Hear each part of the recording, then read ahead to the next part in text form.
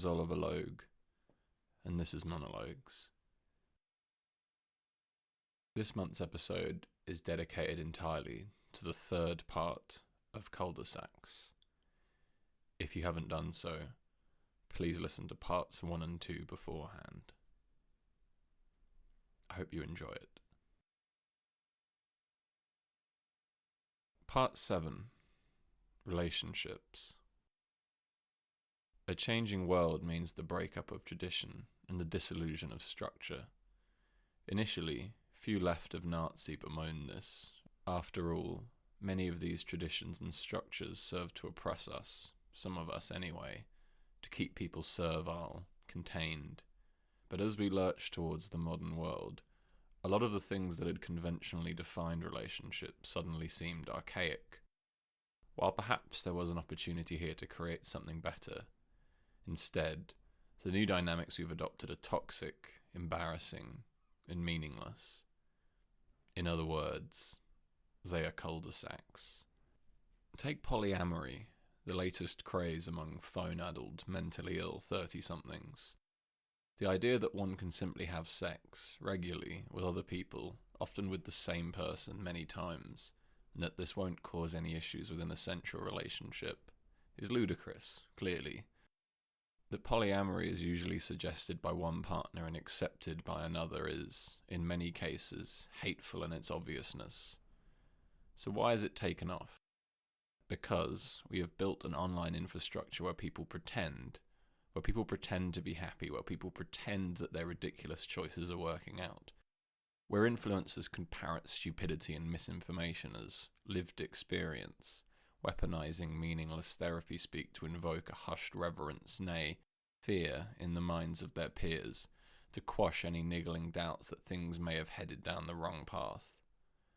The fact of the matter is that most polyamorous heterosexual relationships consist of one partner, usually but not always the man, pushing the other into legitimizing their cheating, and 9 times out of 10, the results are a slow-motion disaster.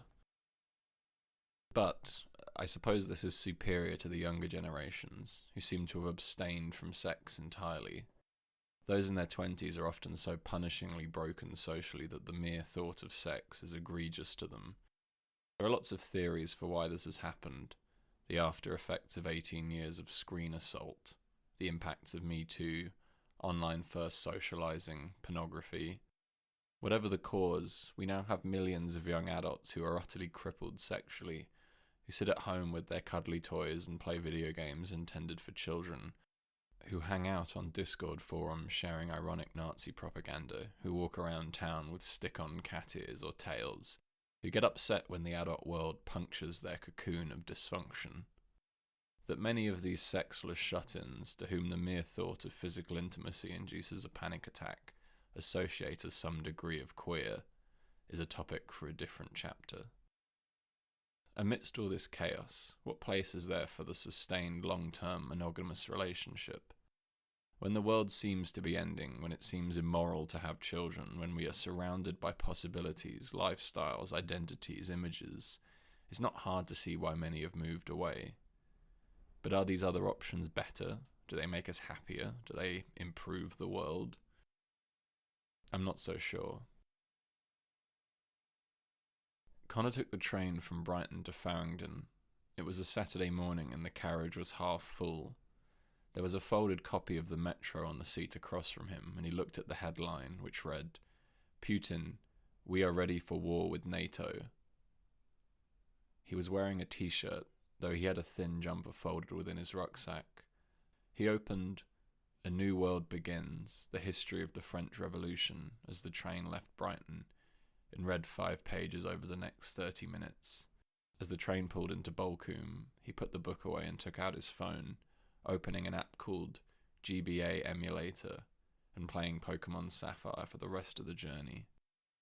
After exiting the train at Farringdon, he took the Elizabeth line east, getting off at Romford and following a dotted blue line on Google Maps through a small shopping parade and off onto side streets, passing Victorian 2-stories and newer council blocks, towers of flats, off-licences, small parks. He arrived at a building called Sunshine Terraces, slowly walking to the door, hovering his finger over one of the buttons for 5 seconds, and pressing it. Graham made a pot of tea.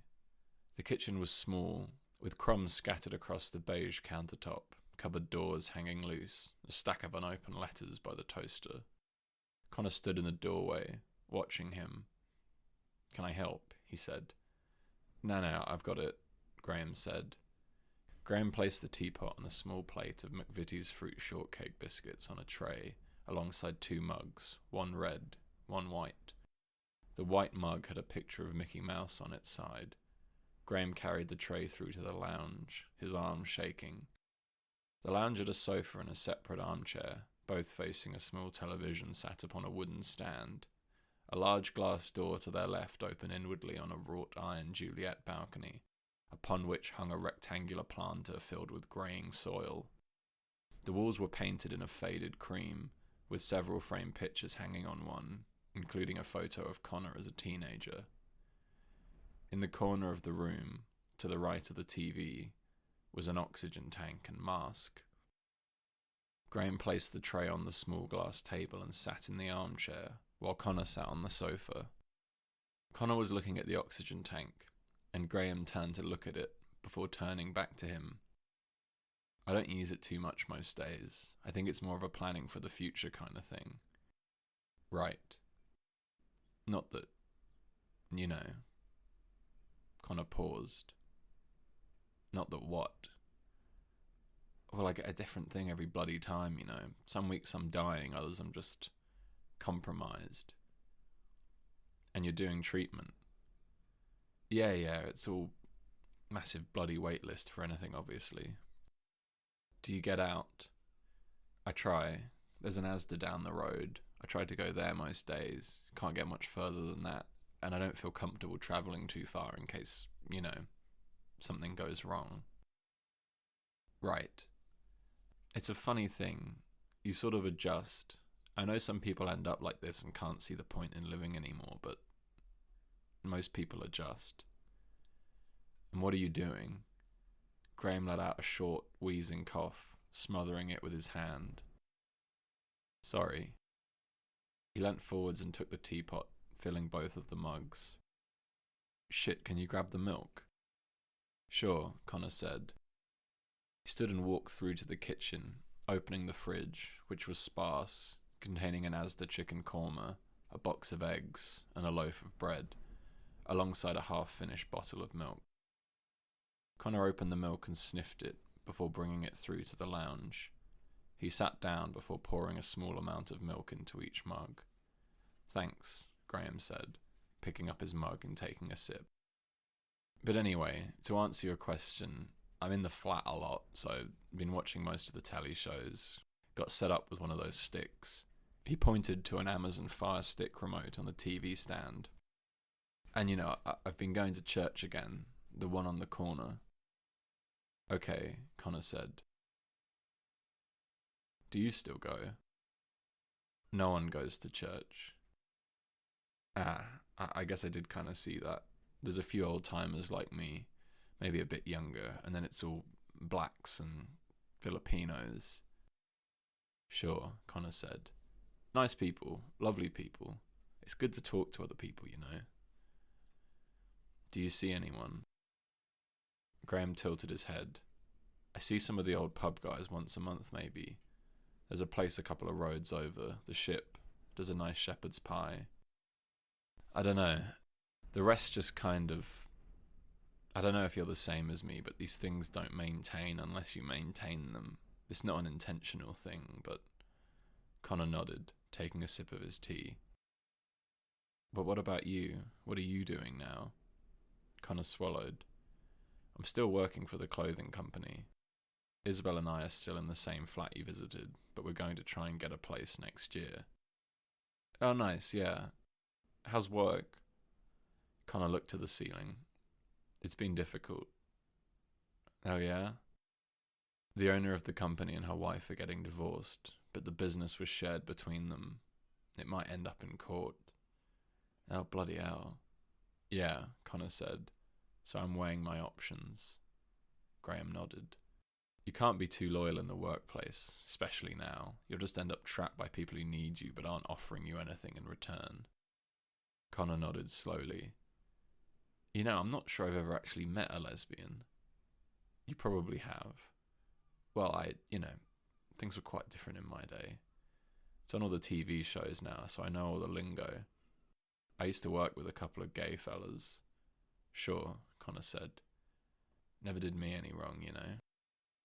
Connor looked to the glass door, which framed a rectangle of London. Tower blocks, green squares, distant skyscrapers and cloudless blue. How's Isabel? Connor turned back to Graham.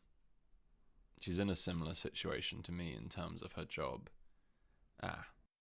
She's fine. And, any grandkids on the horizon? Connor looked down. I don't know. It's alright. You're still, well, you're not that young anymore. But you got time. I know. I think I waited too long, you know, and then I messed it all up anyway. Connor didn't reply. I had, we never really talked about it, but I had a very rough childhood. My old man was a real piece of work. You tiptoe around the house. I know I didn't want to be like that with you and your sister, but I don't know. I'm sorry. I don't know where I'm going with this. Connor sat silently, the mug of tea resting on his leg. I've had a lot of time to think about stuff, recently. Think about my life, who I've been, and I feel like I let you both down. Was I a crap dad? Connor swallowed. Was I? You can't ask me that. Graham's head was shaking slightly. He took a sip of the tea. 20 minutes later, Connor excused himself and left the flat. He walked back towards the station and sat on a bench, looking up at the screen, which read 1408, Brighton. He texted Isabel. Done. He lasted about 20 minutes before trying to get me to exonerate him for his failures. Thanks for going, she responded, with a heart emoji. You won't regret it. He's going to be dying for the next 10 years at least, Connor wrote, before putting his phone away. Rena Markham Squire was smoking a joint on her balcony just after 6 p.m. She was sat on a deck chair, reclined on the early evening sun. Down to the right of her balcony, the window of Heather and James's bedroom was open, and their voices could be heard from within. Rena took out her phone and started texting Patrick Hinge on WhatsApp. They're arguing again. She inhaled the joint, looking up at the sky, the smattering of clouds. He's saying they aren't in a real relationship. Oh my god, she just said he can't come. I think he just punched a wall or something, Lamau. Patrick replied, That sounds bad. Should you call the police? It's okay, I think. Okay, haha, he just tried to pivot from not being able to come into this insane rant about how they're both in danger and he wants to protect her. This guy sounds like bad news. They're both fucking loonies, honestly. She sounds like a nightmare. Okay, she's now saying that he's embarrassed about a book she's written. What's the book called? Cul-De-Sacs? I don't know, she keeps saying he doesn't understand her. Okay, she's now saying he's a racist, lol. Why are they together? Oh shit, she just said something about his mum and he slammed the door. Rena inhaled the joint. Yeah, I think that's it. Maybe I can record the next one for you. After a couple of minutes, Patrick replied, I've recorded something for you, and sent her a video. She opened it to see a short clip of a penis ejaculating, spluttering in laughter before turning her phone screen off and looking behind her. She put the phone down and started to laugh again, almost wheezing, the joint shaking in her hand. Over the next couple of weeks, the Brighton fringe started to pop up around the city. Tents were erected, signs were affixed to lampposts, fencing and murals were installed, and billboards appeared outside of pubs. Much of the advertising was themed around the text alerts, which, 2 weeks later, still dominated discussions across Brighton, with a sign outside the Caroline of Brunswick reading, "Nuclear bunker this way," pointing towards their beer garden, and North Lane renaming their festival IPA, False Alarm. Once the Fringe opened, many of the comedians and performers referenced the popular rumour, later disproven, that the missile detection system behind the false alarm was operated by an autonomous AI agent. It was a rumour that Heather repeated to over a dozen of her colleagues, her downstairs neighbours, and James, and one she repeated to Isabel as they sat in the Spiegel tent gardens, the midday sun beating down on them. They basically hoodwinked the UK government, because the UK government are 100% bozos, into installing this AI system where it trawls the data and essentially hallucinates some sort of response, and then another fucking bozo in the Defence Command, or whatever it's called, took this AI warning at face value and told the whole of the southeast to start praying. Isabel was wearing sunglasses and drinking a pint of lager, leaning back on her side of the bench. The crowd around them was growing by the minute as the first shows of the day started. "Did you realise it was a false alarm?" Isabel said. Connor said he twigged after an hour or so because he didn't feel any impact. Heather swallowed. He said it, but I'm not sure I fully believed it until the door was opened. "I thought about coming for when they opened it," Isabel said, "but I was completely wiped. I ended up sleeping in until midday." "Yeah, how are you doing now?" Isabel looked around. "I'm doing better, actually, weirdly.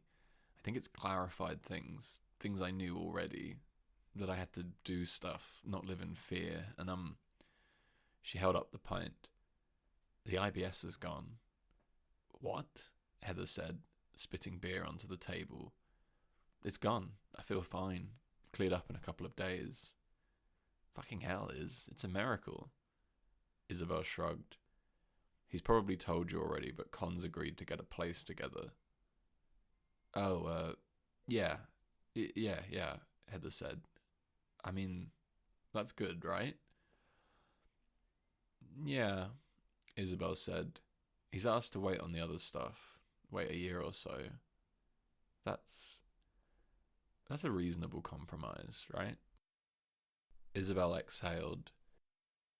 "I mean, it would be nicer if he was excited to own a place, to start a family. It would be nicer if he was jumping at the opportunity.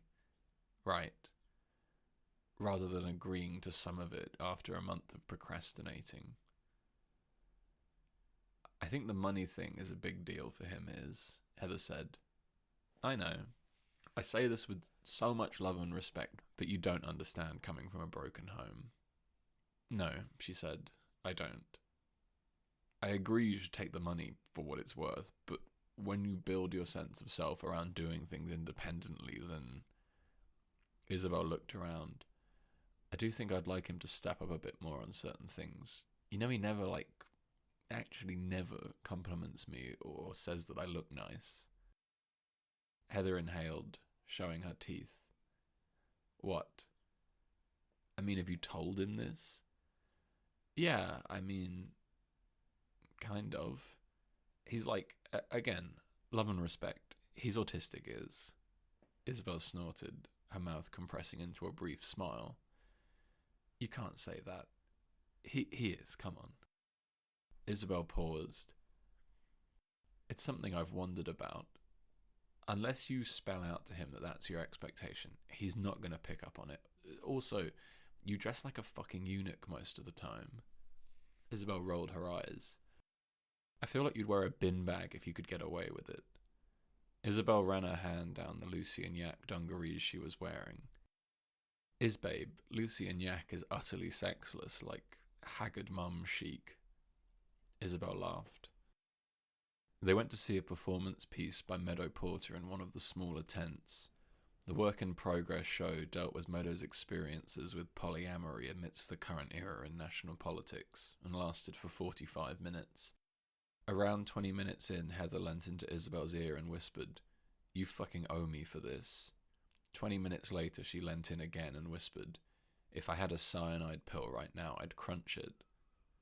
They had another drink afterwards, and Heather told Isabel, I'm done with anything even vaguely fucking political. It's all so played out. And all the right-on morons in the crowd just lap it up. It's embarrassing.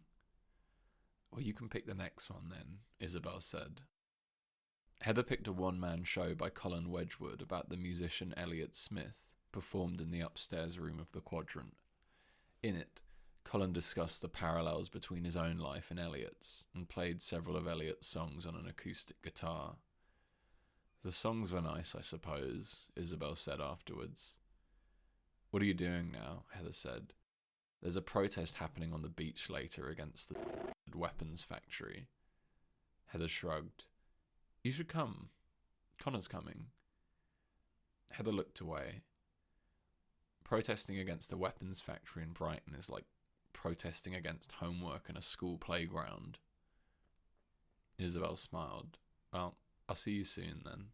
They hugged, Isabel walking towards the seafront, Heather turning and walking back to her flat.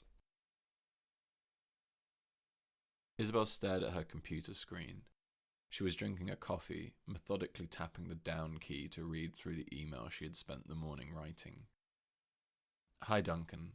I'm writing on behalf of a group of 15 employees, the vast majority of the charity's workforce. We are prepared to stop working permanently unless our demands are met. Over the last 3 years we have watched it spiral towards bankruptcy, but time and time again you have insisted we take on government work at a loss, attempting to plug the gaps with last-minute donations from a small number of your friends. This isn't working. Unless we change our approach, we will not exist within the next year. Furthermore, the attitude that has come from you and Jerome towards the team has been deeply disrespectful. The work we complete is expert, hands-on, and built upon knowledge and empathy. Your continual attempts to replace people and their labour with AI not only misunderstands the potential of AI, but deeply insults the hard work of the team and the complex needs of the people we help. We demand an all-hands-on-deck meeting to discuss diversifying our sources of funding, a signed agreement to not undertake government work at a loss unless all funding gaps are covered before the contract starts, and a commitment to respecting the work of those who make up this company, recognizing that it can't be replaced with AI, and that attempts to do so will harm the communities we work with. Unless these demands are met, we will down tools on Monday. I will also tender my resignation. Thank you. Isabel. After reaching the bottom line, she gulped, hovered her mouse towards the send button, and clicked. James sat at his desk, looking at an article on the website Nuke Watch titled, Where is the Safest Place on Earth in 2026? He scrolled down and read, Number 4, Madagascar. This African island is home to tropical forests, swamps, and mountain ranges, with an abundance of unique plants and animals found nowhere else on Earth. Most experts agree that Africa is unlikely to be heavily impacted by a nuclear war, and given that it's an island just outside of Africa, Madagascar is a fantastic choice, though it does have issues with crime and civil unrest. While some of the locations ranked higher on this list are further away from likely nuke targets, Madagascar is a large-scale country with food, healthcare, and other crucial infrastructure, and should remain fully functioning in the event of an international blackout. Remember to brush up on your Malagasy. Connor stared at a message in his inbox from Carol, reading, Private, my concerns. He was at his desk, and he unplugged his laptop from the screens, before turning it to face away from Arena. Hi Connor. Still off today, sorry. I'm speaking to 2 different lawyers and couldn't face doing it in the meeting room. In terms of the company split, it's registered under my name, which means that if it goes to trial, I should win. But that means money, and it also means risk of bad PR, and obviously the risk of losing. She says I should settle, and I'm inclined to agree, though I have my reservations. I know this is a lot to put on your shoulders, but we need the new website. Jenny and Tom are still in the house, and Amy, my lawyer, is suggesting that I offer her that as a kind of all-in-one fuck-off settlement for both aspects. But even then, things are still going to be difficult if business doesn't pick up. I guess it's also worth saying that I won't have any capital to reinvest without the house, and that short of selling the company, I don't think we're going to find outside investment. I know you have your standards, and there are only so many hours in the day, but is there a way to rush the relaunch? I'm going to be sending the same message to the marketing team. My other concern is one that I didn't feel like I could raise in person, but that is obviously causing an issue. It's clear that you and Heather are avoiding each other, and people are asking me if something has happened. It's not my business what went on in the bunker, but the answer is that I need the two of you to be working on this, so whatever has happened, I think you need to talk to her about it and figure out some sort of way to make this work. Thanks, Carol. Heather was stood in Infinity Foods, queuing to buy a focaccia, tapping her left hand against the side of her leg. She turned to see Russell Alden holding an Easter egg and smiling, while Katie Alden filmed him. She angled her head back towards the conveyor belt, but continued to look at them from the corner of her eye, as Russell took several close-up videos of the Easter egg's packaging. Once outside, she took out her phone and opened WhatsApp, staring at the screen for a few seconds, before closing it and opening Notes, where she typed in 30-something male influencer pulling a demonic face, almost shaking with mania, while displaying a vegan Easter egg to his girlfriend, who was solemnly filming him in the corner of Infinity Foods. Her phone buzzed, a notification pulling down from the top of the screen. It was a message from Connor reading, "We need to talk." Heather flinched as she saw it. Connor rung the bell. Heather sat up from the sofa and walked over to the phone attached to the hallway wall, staring at it for a few seconds before picking up the receiver and pressing the button underneath it. A buzz rang through the building, followed by the sound of the entrance door slamming. Heather opened the door to her flat and stood, looking down at the darkened stairwell. After 10 seconds, Connor turned the corner, making a brief, slight smile as he ascended the stairs. Heather stepped back and beckoned him into the flat. "Do you want a drink?" "Sure," he said. "Is James in?" "He's at his dad's." "Okay." "Take a seat," she said, pointing to the lounge. She went through to the kitchen and poured 2 glasses of wine, her hand shaking as she held the bottle, wine spilling onto the countertop and laminate floor. She looked at the spills, then picked up the glasses and walked through to the lounge. Connor was sat on one side of the L-shaped sofa, his back to the window. Heather placed the glasses down on the circular table and sat on the other side of the sofa, looking over at him, at the way his head was framed by the dimming sun. Connor swallowed, looking away from her. "Well," she said. Connor said, "I'm really sorry about what happened, Heather." "Why are you sorry? It's not your fault." "It's not, but..." He stopped. "I took part. We thought the world was fucking ending. I don't know what to say. I had to see Iz the other day for the first time since, and it was just..." "Are you going to tell her?" No. It's not like we planned it. It's not like we had a real affair," Heather said, lowering her voice as she said affair. "We thought a nuke had dropped. It's not the same. Anyone would have fucked." There was a pause. "Is Carol going to tell people?" Heather said. "I don't think so. I think she needs us." "Has she talked to you about it?" "In a sense," Connor said, taking a sip of the wine and exhaling. "But people are talking."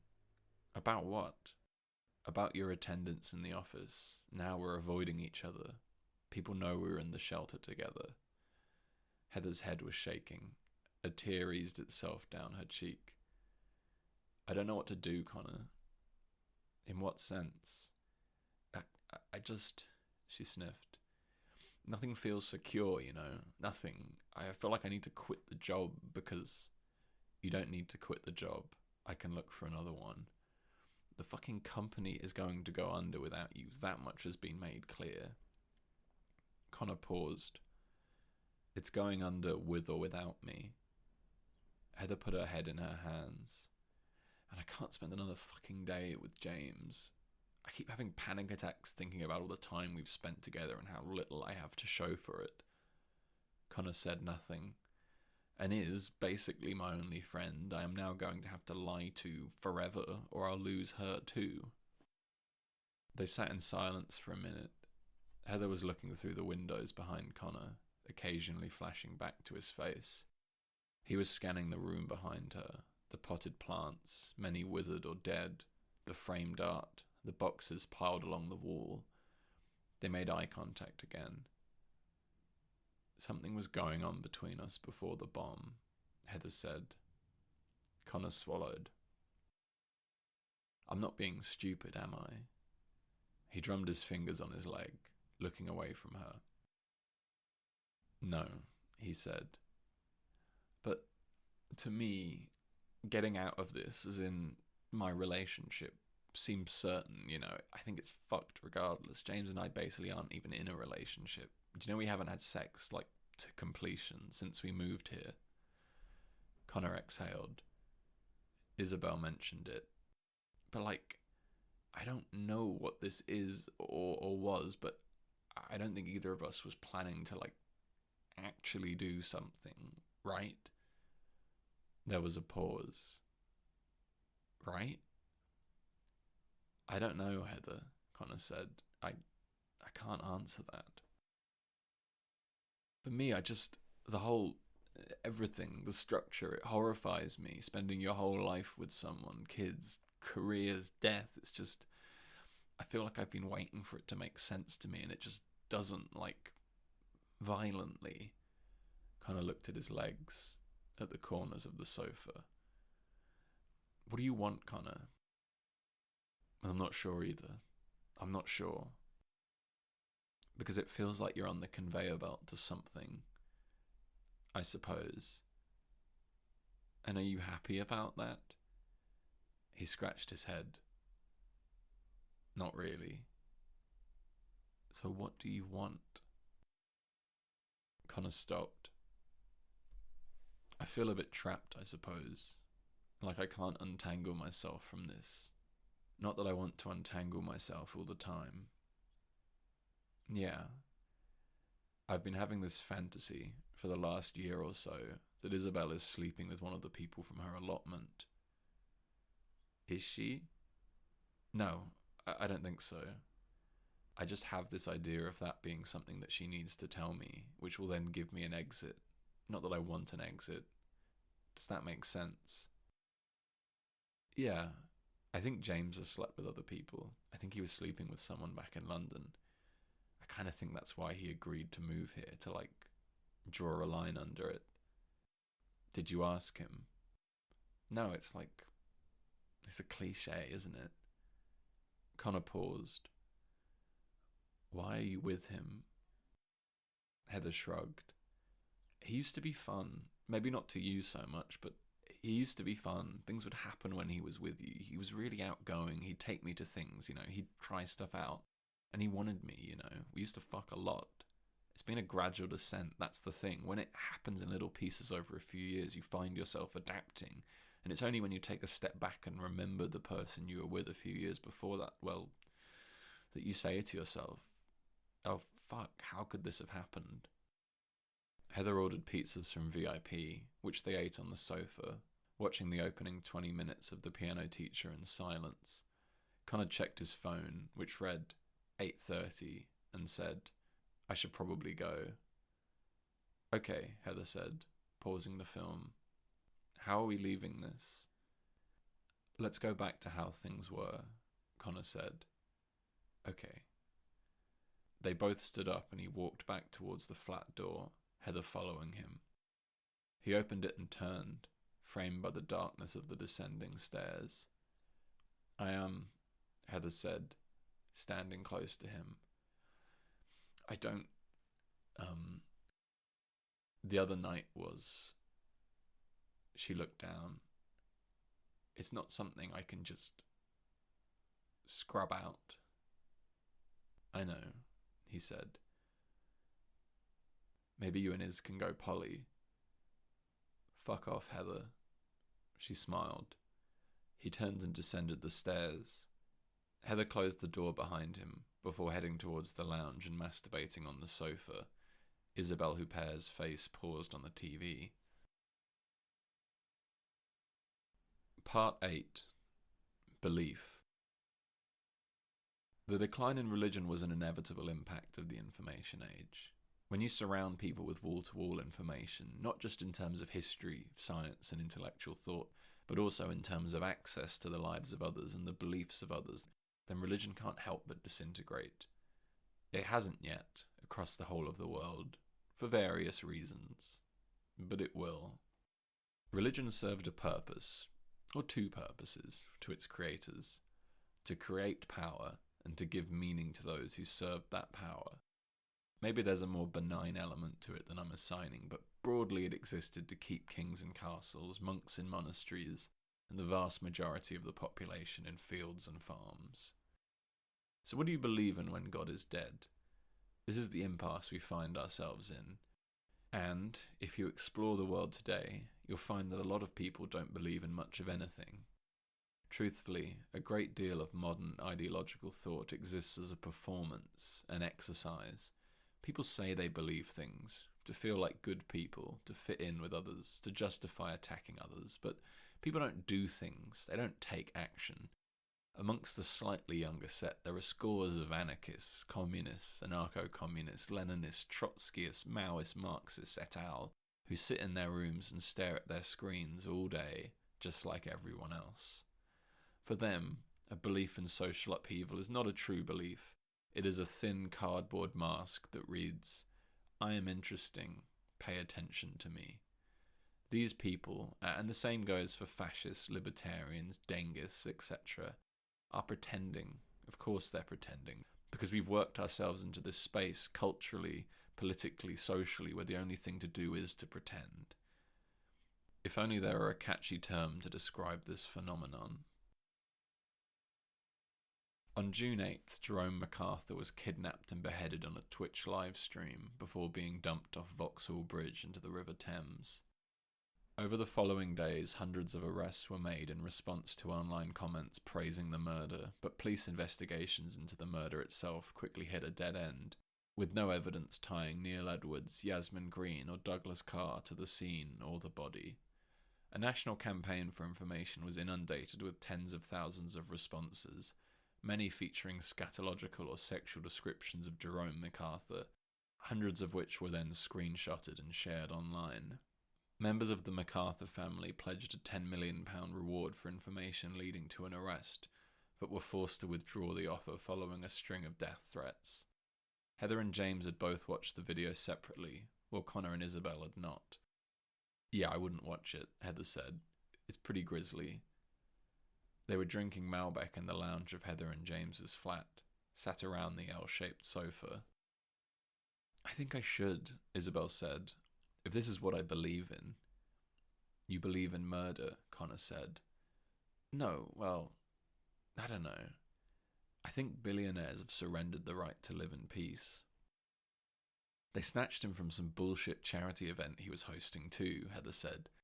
"These people really think you can make $5 billion selling weapons to a certain Middle Eastern state with a penchant for genocide and then just build a wing to an art gallery and it's all alright." "It's interesting they didn't put out a statement," Isabel said. "I think cutting a billionaire's head off is a pretty clear statement," Heather said. "Yes, but, I mean, it could be a left-wing thing, or a jihadist thing, or a right-wing conspiracy thing." "You know they can record all of this," James said, turning to Heather, "so maybe don't celebrate too loudly." Heather rolled her eyes, pulling out her phone and holding it to her mouth. "More dead billionaires, please." James shook his head. "Whatever." "Do you need to know someone's beliefs to celebrate their actions?" Heather said, turning back to Isabel. "If someone does something good for the wrong reasons, that's probably alright, isn't it?" "What if someone's a homophobe and they murder a billionaire for being gay?" Connor said. Heather paused. "Okay, point taken." "Why?" Isabel said, pointing to the corner of the room where several bags and boxes were obscured behind a trio of pot plants. "Why have you got... what even is that?" Heather shook her head, looking to James. "It's survivalist stuff, in case there's a real bombing," James said. "Water, dried food, medicine, stuff like that." Isabel nodded gently. "Okay." Heather thinks it's crazy, but we need to be prepared. Just because there was a false alarm doesn't mean the threat has gone away. Heather scratched the side of her face. She looked at her phone. We'd better go. They walked down from the station, crossing at the North Street boots and curving into the south lanes. They passed the darkened windows of Cashmere Spice, looking through at the empty tables inside, and the A4 sign reading, "Closed, thanks to all our loyal customers," that had been affixed behind the door. "I heard it closed," Isabel said. "Yeah, it was some TikTok horse shit," Heather said. "Ooh, we want food from different parts of the world, but if the owners don't share our exact beliefs on every social issue, so help me God, we'll run them out of town." Isabel rolled her eyes. They arrived at the seafront, crossing onto the stones outside Fortune of War and heading down towards a gathering of 87 people, passing Emma Summers, who was adjusting a tripod. At the front of the crowd, by the sea, stood Clara Hewitt. She dashed over and hugged each of them, saying, "We'll talk later, the show's just about to start," and heading back to the water's edge. It was warm and the sun was low in the sky. Clara was wearing a flowing white dress. She stopped to talk to Father Paul, who nodded as she spoke. After a minute he beckoned the crowd towards the shore. Emma picked up and moved her tripod and camera, nudging the crowd to make room in front of the lens. Isabel took Connor's hand as they watched.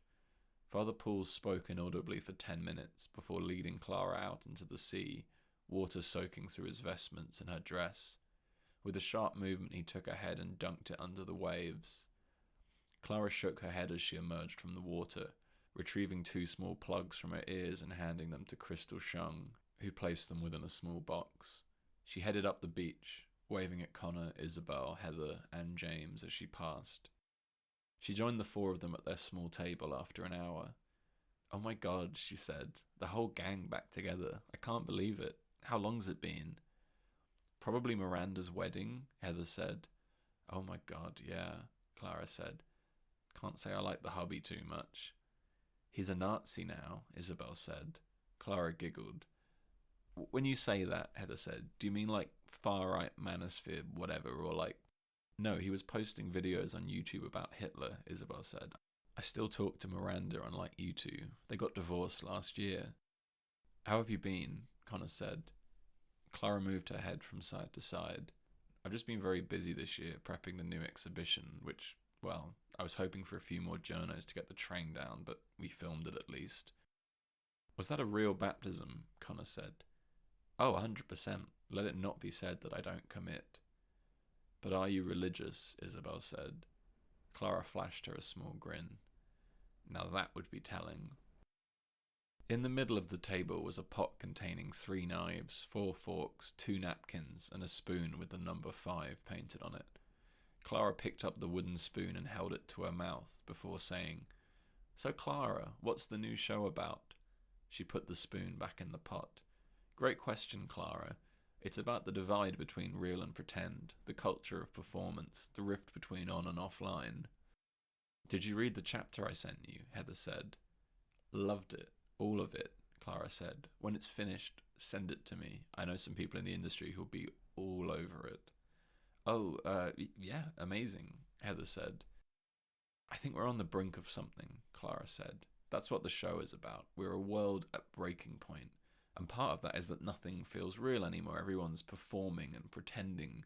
So what would it look like to push through that? What would real art look like?" "Getting baptized," Isabel said. "Well, I feel like our generation aren't making sincere, purposeful decisions, and I think that's going to change, so I wanted to start this era of my work with a big declaration." "Slicing a billionaire's head off seems quite sincere," Heather said. "I've met him," Clara said, her eyes widening and her mouth opening in a kind of smile. "Whatever his name was, MacArthur. He used to turn up to art shows. Horrible, horrible man. So rude to waiters." Clara stayed for another 30 minutes before telling them that she needed to circulate and making them promise to attend the opening night of the exhibition. James left soon after, telling them that he needed to work on a presentation. Connor made brief eye contact with Heather before turning back to Isabel. "So," Isabel said, "what's with the apocalypse stuff?" Well, for one thing, lest I remind you that you sprinted to the fitness first basement last month. Pure gym, Isabel said. Heather stuck out her tongue. No, I don't know. I think he's lost it a bit since the false alarm. He's been watching lots of stuff about nukes and war and survival on TikTok. I don't know. He started running again and binned the vape, and he's binned anything vaguely processed in the fridge.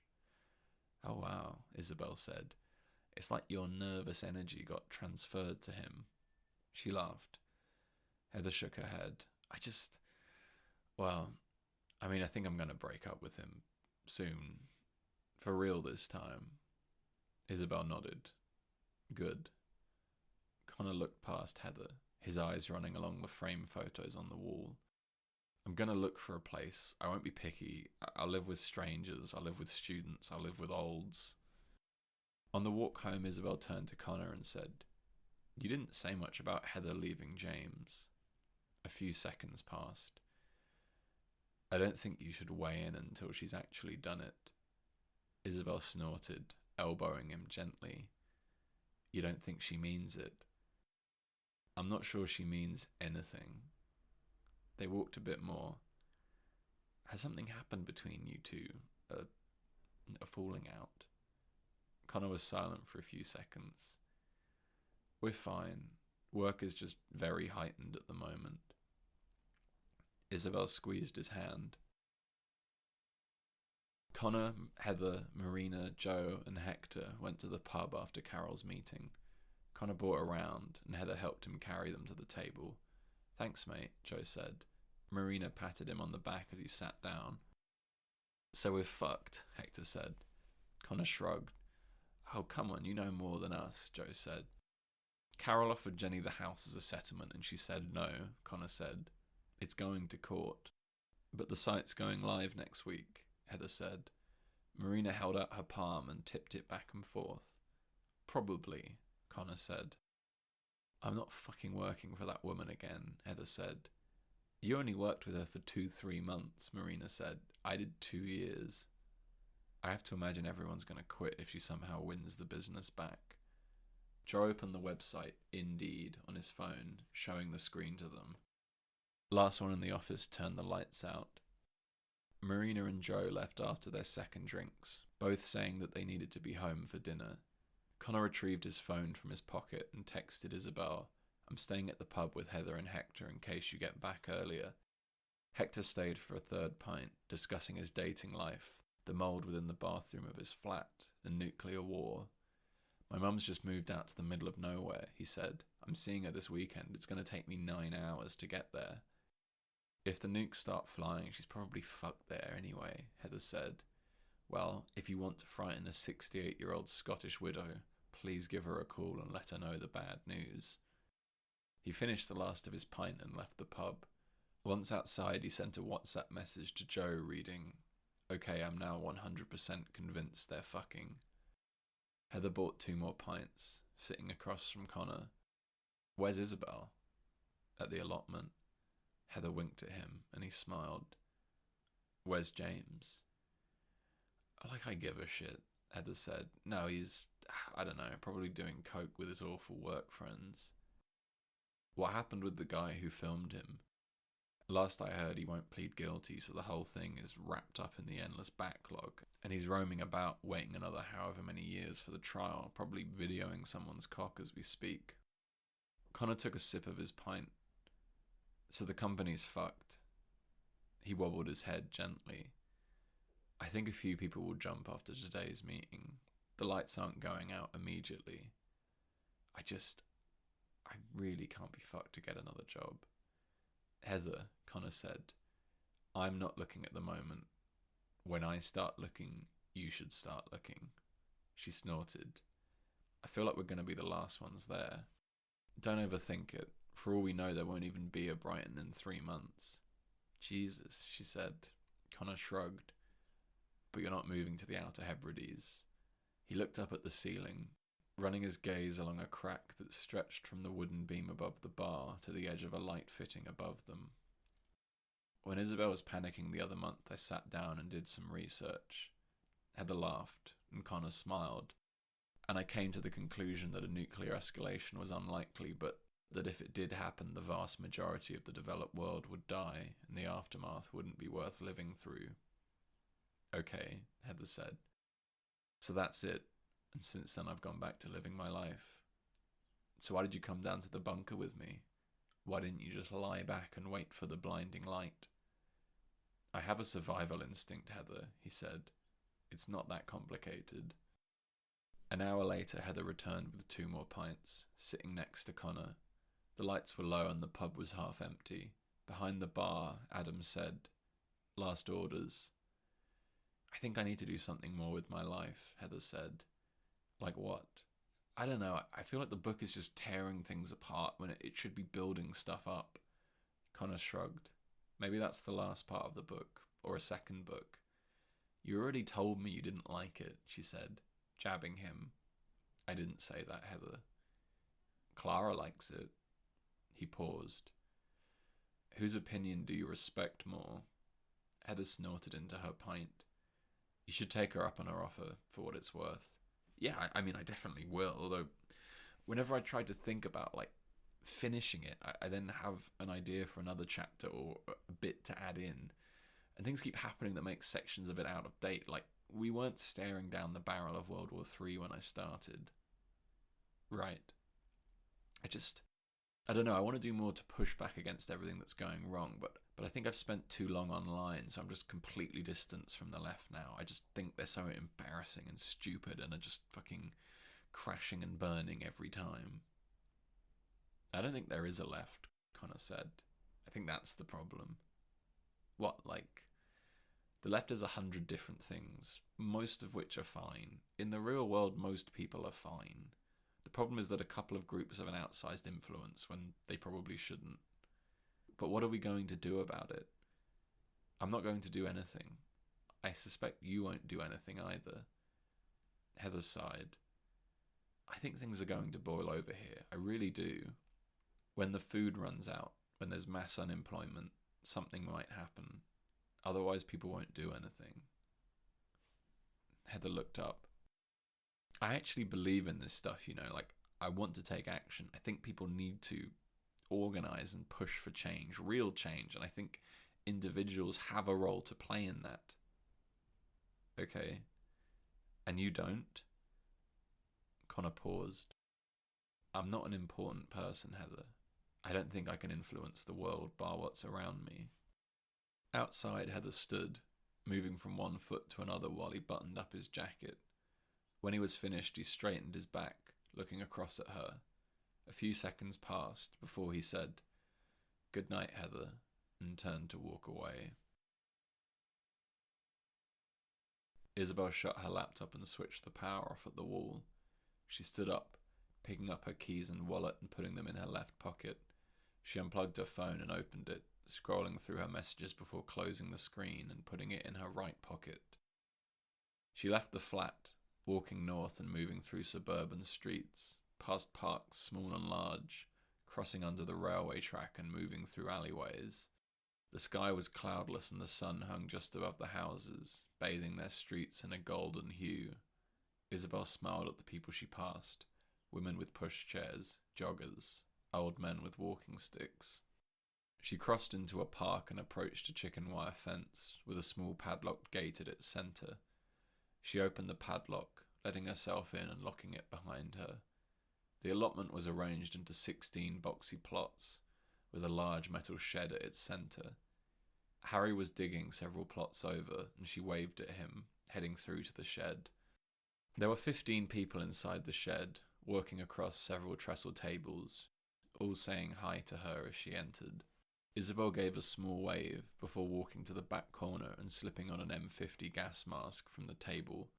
She took a pair of rubber gloves from a box and blew into them, pulling one around each hand.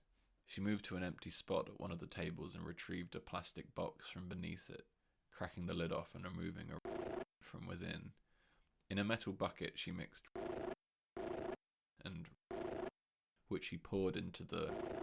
She sealed it and slowly carried it to a different table where Harry was standing, fiddling with the wiring of a blasting cap. "Thanks, Iz," he said. She returned and completed a second following the same process. Over the next hour, Harry, Beth, and Milo affixed the blasting caps while the others worked on the allotments, Isabel watering and tilling half of the plots. Eventually, Beth emerged from the shed and waved everyone in. The bombs and their detonation equipment were packed away in the plastic boxes, which were placed underneath the central trestle table and obscured from view by a faded polka dot tablecloth. A large tea urn was retrieved from underneath one of the other tables and filled with water from the outside tap. It took a few minutes to boil. Beth retrieved a plastic tub of cookies from her rucksack, passing the tub around the room while Isabel and Rhiannon poured tea into plastic cups, adding sugar to 3, the last of which Isabel kept. Conversation flowed between the group. Isabel talked to Rhiannon about the events in her office, then to Milo about Jerome MacArthur's execution, then to Beth about the best time of year to plant tulips. 8 people left as they finished their teas, and after cleaning up, Isabel, Beth, Rhiannon, Milo, Tara, Colin, and Harry crossed the road and sat in the outside garden of the Cleveland Arms. Isabel's phone buzzed just after 8, a message from Connor reading, "I'm staying at the pub with Hector and Heather in case you get back earlier." She put it back in her pocket. She sat next to Tara, and they talked about the complicated childcare relationship Tara shared with her ex-husband. After a couple of drinks, Isabel read out the email she'd sent Duncan to the group, who applauded when she was finished. At 10:30, Isabel left, following Harry and Milo as they crossed 3 streets, headed down a side alleyway, and opened the door to their flat.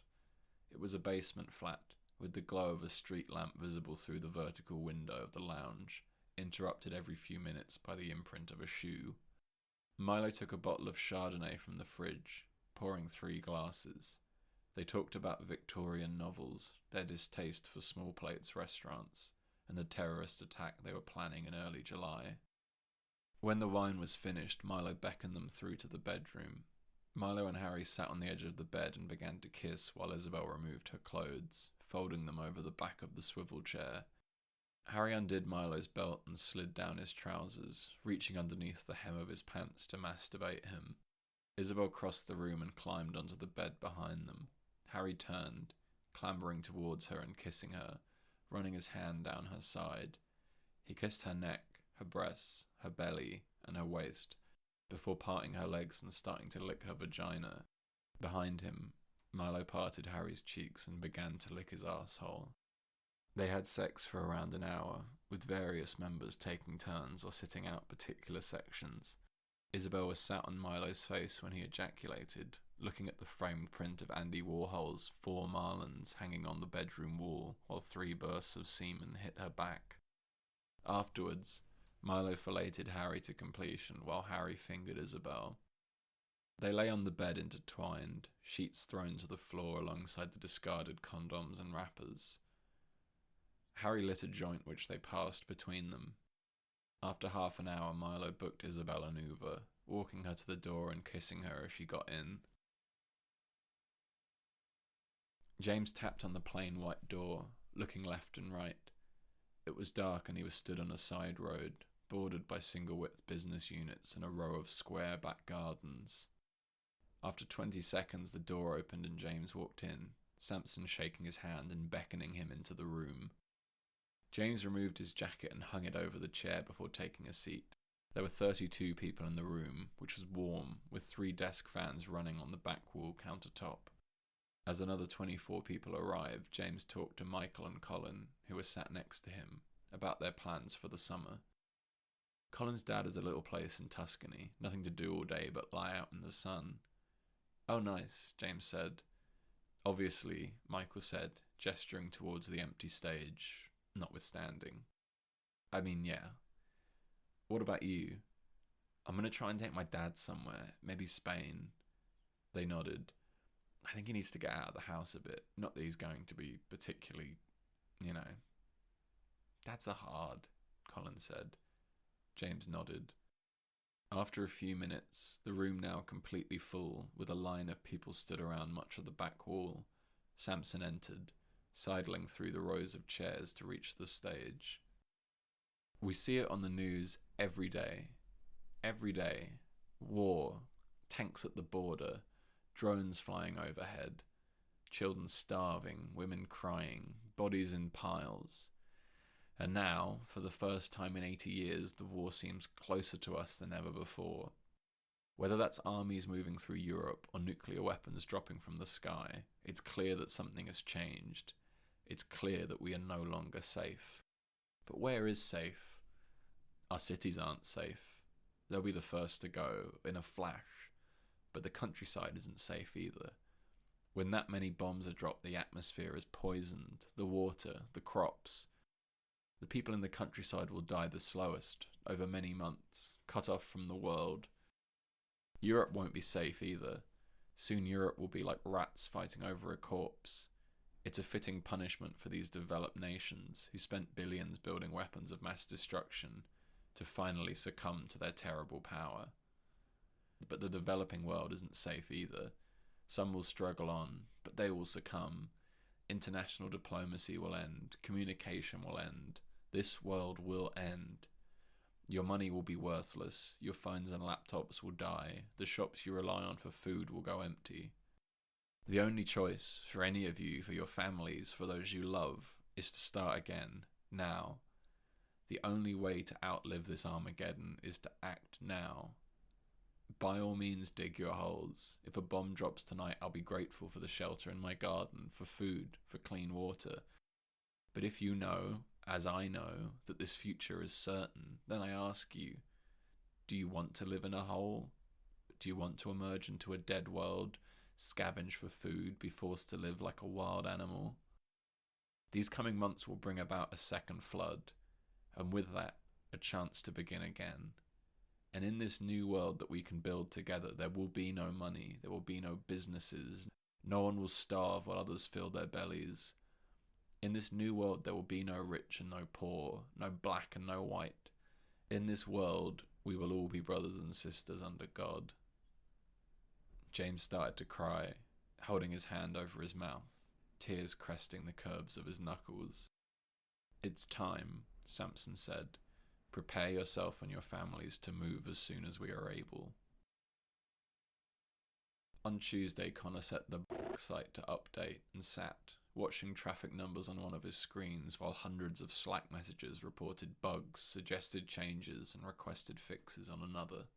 At 7, Heather came through to the small room and sat looking at her phone while he ticked off items on a Google sheet.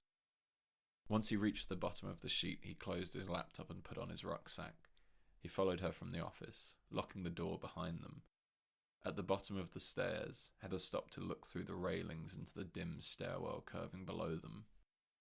They exited onto the street, walking towards the station, cutting across by the YMCA and heading up, stopping at Tesco Express to buy a chicken and pancetta bake, a green vegetable medley, a tiramisu, and a bottle of Malbec, which Connor put into his rucksack. They left, passing the video billboard and heading further up, past the Edinburgh. They arrived at Heather and James's flat, Heather switching on the lights across the lower floor, turning on the oven, grabbing 2 wine glasses from the cupboard, and following Connor through to the lounge. They watched Stoker on Mubi, eating dinner on the small glass table. When the wine was over, Heather took everything through to the kitchen, returning with 2 tumblers of whiskey. When the film was over, Connor washed up the plates, glasses, and tray, while Heather went upstairs to urinate. He filled a glass of water and climbed the stairs to Heather and James's bedroom. Heather was lying on the bed, looking through the angled window above it at the night sky. He placed the glass on the side table and got onto the bed, lying next to her. "I've never seen the stars," she said. "Not properly. Everywhere I go, it's just like this." Connor put his hand on her cheek and kissed her, leaning onto his side and pressing some of his weight onto her. She kissed him back, rooting her hands beneath his belt and grasping at his penis. They had sex. Afterwards, they lay naked on the bed, looking up through the window. There was a smattering of clouds. The distant green and red lights of a plane blinked 10,000 meters away. A seagull squawked in the distance. Heather was crying. Connor patted the side of her head as she nuzzled into his chest.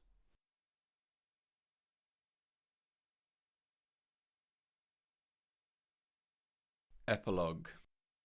Action. I haven't written it yet, but the last chapter is going to be called Action, as in taking action, doing things, Heather said. She was sat across from Connor on the train, which had just passed East Grinstead. Connor was wearing a shirt and black trousers, and Heather was wearing a long red dress. Okay, he said, as in how people used to do things, crazy things with their lives, and now they don't, and what it would look like to change that. Right. But I want to bring myself into it. I want to lay out how I'm going to change my own life, how I'm going to take action, how I'm going to move away from all the bullshit, all the cul-de-sacs around me as like, I don't know, something a bit more rallying than just, here's how everything's shit. What are you going to do? Heather paused, then let out a short laugh. I'm starting therapy. Okay. Through work, so it's only 10 sessions or something, but yeah. Connor nodded. I think that could be something really positive for you. Because I don't know, it like fluctuates, but I what? Connor said. Heather leant in, lowering her voice. I hear things, you know, or like, not like that, but like, when things in my life are not going well, which is quite a lot of the time, I don't feel like I have control over my thoughts. Oh, Connor said. Just like crazy, like 100-mile-an-hour mad stuff just flying around. It's not even horrible most of the time, it's just... And I close my eyes and see stuff as well, like kaleidoscopic random images. Have you ever talked to anyone about this? No, Heather shook her head. Well, Mum a bit when I was little, but, you know, she didn't take it well, so I stopped bringing it up. Connor swallowed. There was a silence. It's, you know, it's probably one of those things that people self-diagnose themselves with. I think if I was bipolar or something, it would have come out more by now. You would know if you were bipolar, Connor said. But, you know, I don't want to be one of those fucking people describing themselves as neurospicy or whatever. Right. Is it alright? Are you okay? Heather said. I'm fine, Heather. This doesn't surprise me. Right. He turned to his left and watched the blurred trees and fields through the window. Yana Vasileva passed him holding a copy of Yellowface. Irvine Townsend checked their tickets. Gareth Archer informed the near-empty carriage that he had recently been made homeless and was looking for money to get somewhere warm for the night. Heather looked fixedly at her phone as he passed. O'Connor said, I don't have cash, sorry. They emerged from Victoria Station and crossed to the Underground, Heather taking his hand as they descended the escalator, passing 34 posters for Hamilton. It was July 11th, a Saturday, and London was sweltering. The sun was glaring off buildings, cars, and roads. In parks, couples sprayed sun cream on each other's backs. Children were handed ice creams by mothers or fathers. Old men knelt to toss bread or seeds into duck ponds. Just after 4 p.m, James and Steve were among the 200 passengers on the 4:15 flight from London Gatwick to Dubai, and among the 78 who would continue on to Mauritius and, the next day, Antananarivo, Madagascar. After dropping off their suitcases, James introduced Steve to Samson, who greeted him with a hug. The takeoff was smooth, with Mary telling them over the intercom that it was perfect weather for flying. Connor and Heather went to a Japanese restaurant called Robata for dinner, where Connor ordered pork ribs and Heather ordered a deluxe sashimi kit.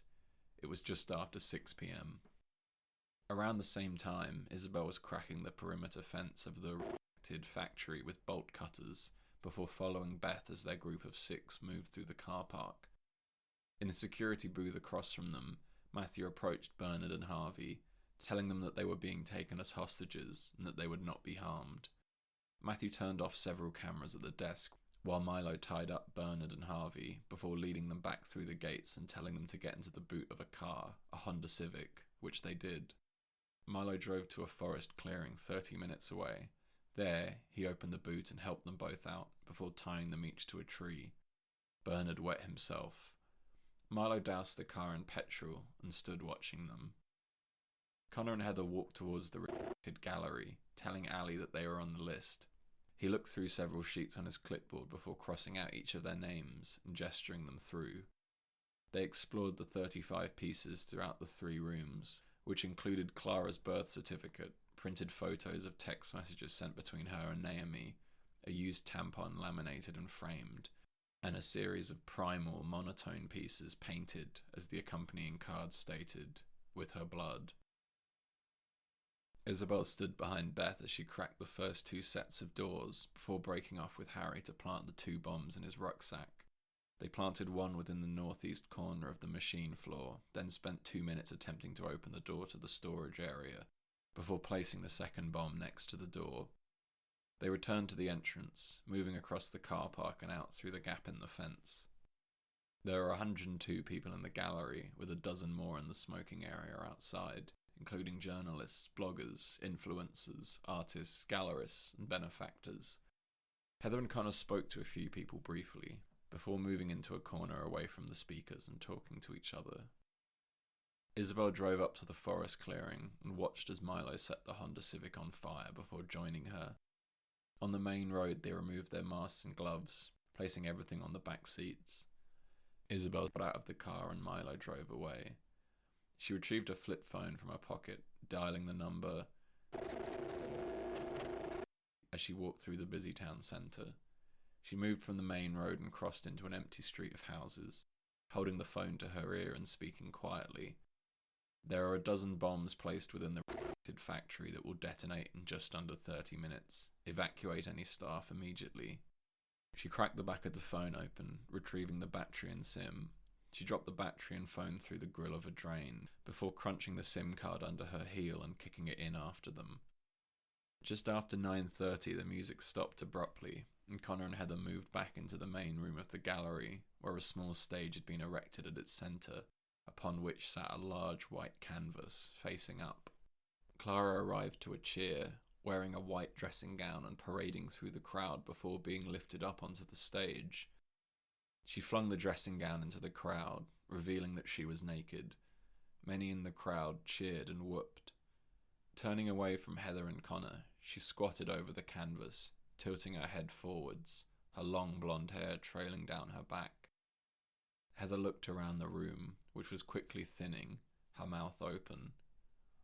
As the first and largest of the 3 turds landed on the canvas, 11 of the 12 bombs planted within the factory detonated, destroying all machinery and much of the stock within the facility, severely damaging much of the foundations and supports, and ripping a 200-metre hole in the roof. While others in the room darted for the exit doors, and Marjorie Webster leant against the wall to vomit, Heather simply laughed. Connor looked to her, smiling, leaning in to kiss her. "I love you," he said. "I love you too,"